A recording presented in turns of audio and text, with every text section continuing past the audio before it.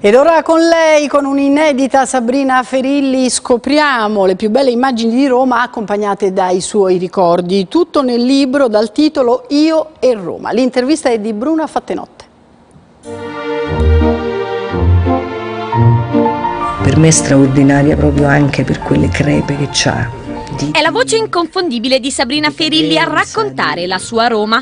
Parole, foto e ricordi, quasi un'autobiografia che disegna una mappa della città eterna, ben oltre la cartolina. 3 aggettivi. È unica,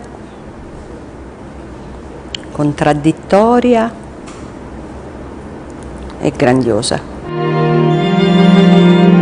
Dopo aver incarnato Roma nei film, questa volta il viaggio si compie su carta, nel libro dove gli scatti dei grandi fotografi dell'archivio Contrasto si intrecciano con i suoi racconti. C'è una vita che scorre praticamente sulle rovine e sui resti di un passato, quindi è una città che vive sempre questo strano connubio tra quello che è stato e quello che è presente e futuro.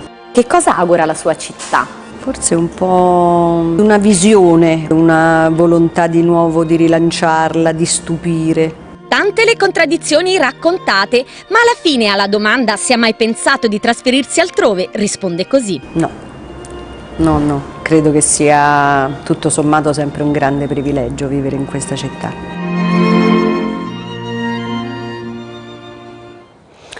Chiudiamo il giornale con la musica.